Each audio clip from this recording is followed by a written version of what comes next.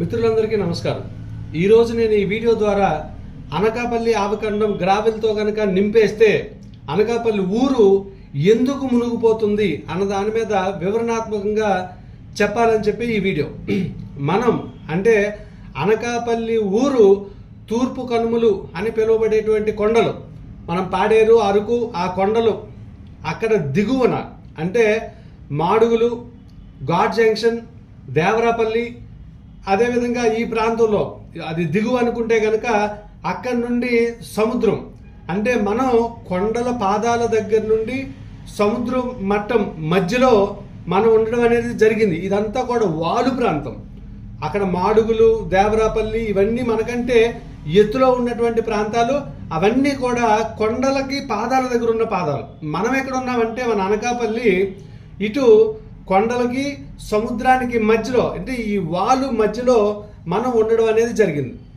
కొండల మీద పడినటువంటి వర్షాలు, అత్యధిక వర్షాలు ఏదైతే వరదలు వస్తాయో అవి నాటి బ్రిటిషర్స్ నిర్మించినటువంటి మెకానిజం శారదా నదిలోకి ప్రవహించి అక్కడ ఉన్నటువంటి గ్రోయిన్స్ ద్వారా కాలువలు సుమారు మన అనకాపల్లి ఆవకండంకి శారదా నదికి మధ్యని 12 కాలువలు కనెక్టింగ్ చేసి ఉండడం అనేది జరిగింది.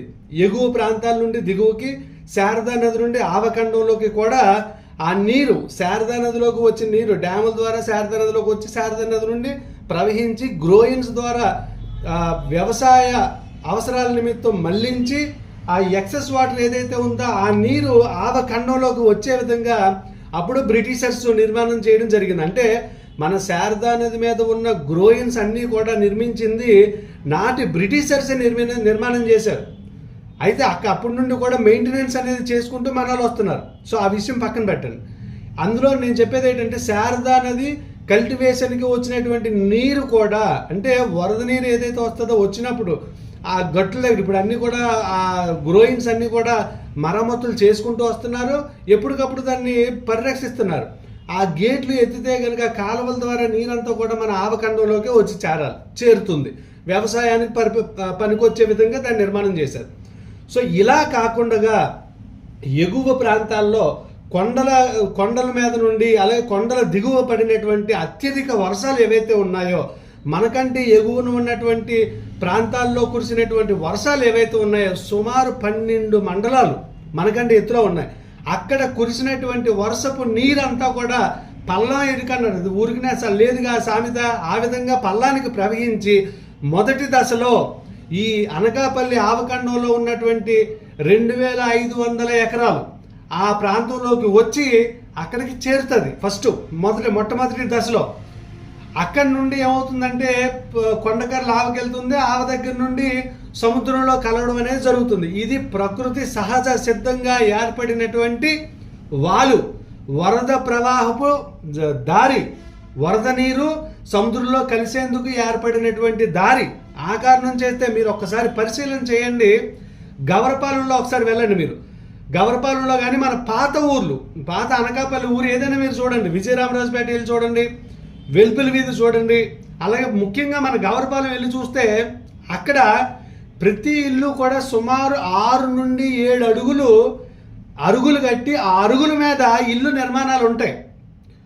ఎందుకు ఉంటుందంటే ఒకప్పుడు అది కూడా ఆవకండంలో భాగమే.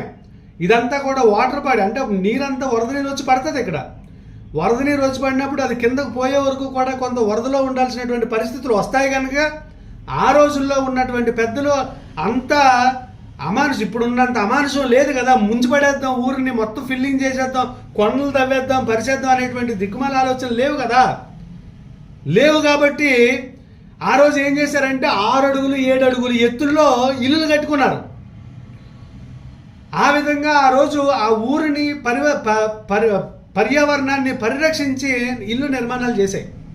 కానీ ఇప్పుడేం చేస్తున్నారు, కొండలను తవ్వేసి ఆ 2500 ఎకరాల ఆవకండాన్ని కప్పిపారేస్తున్నారు. కప్పేస్తే ఈ కొండల ఎగువన కొండల దిగువన ఇప్పుడు మనకంటే ఎత్తునున్నటువంటి ప్రాంతాల్లో వర్షాలు కనుక పడితే ఆ వచ్చినటువంటి వరద నీరు ఈ అనకాపల్లి ఊర్లోకే వచ్చి కూర్చుంటుంది. అక్కడ కనుక ఫిల్లింగ్ జరిగితే అందులో అనుమానం అవసరం లేదు. మీకు దీనికి ఉదాహరణ 1990లోనే ఉదాహరణ తీసుకోండి. ఆ రోజు బైపాస్ రోడ్డు నిర్మాణం జరిగింది. వరద వచ్చింది, శారదా నది ద్వారా వరద వచ్చింది, వర్షపు నీరు కూడా మేద నుండి వచ్చి పడింది.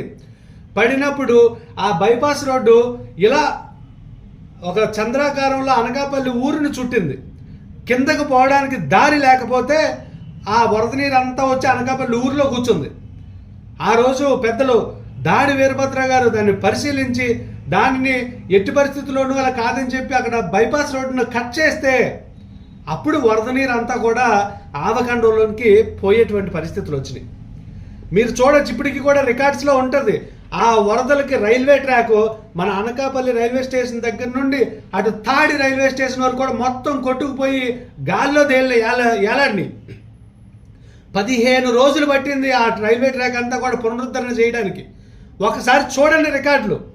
నేను చెప్తున్న దాంట్లో అబద్ధం ఉంటే కనుక మీరు నన్ను ఖండించండి. సురేష్, మీరు చేస్తున్నది తప్పు అని నాకు చెప్పండి, నేను సరిదిద్దుకుంటాను. సరే, ఇప్పుడు ఆవకండంలోనే ఉన్నది, దాన్ని గ్రావెల్ ఫిల్లింగ్ చేయడం మానేసి అలాగే కట్టుకోండి. విఎంఆర్డీఏ మాస్టర్ ప్లాన్ సంగతి పక్కన పెడదాం. దాన్ని ఫిల్లింగ్ చేయడమే నా తాలూకా అభ్యంతరం. అక్కడ మీరు ఇల్లులు కట్టుకొని ఆ వరదల్లో మేము ఏదోలాగా అనుభవిస్తామంటే నాకే తలపు లేదు, ఎటువంటి అబ్జెక్షన్ లేదు, ఆ అనకాపల్లి ప్రజలకు కూడా అబ్జెక్షన్ లేదు. కానీ ఊరును ముంచే విధంగా అక్కడ గ్రావిల్తో ఫిల్లింగ్ చేస్తూ ఉంటే, బైపాస్ రోడ్డు కంటే 2 అడుగులు ఎత్తు చేసి అక్కడ గ్రావిల్తో ఫిల్అప్ చేస్తూ ఉంటే ఏ విధంగా చూస్తూ ఊరుకోమంటారు? తెలియకపోతే బాధే లేదు, అసలు మనం పట్టించుకో. తెలియకుండా ఎన్ని జరుగుతున్నాయో నాకు.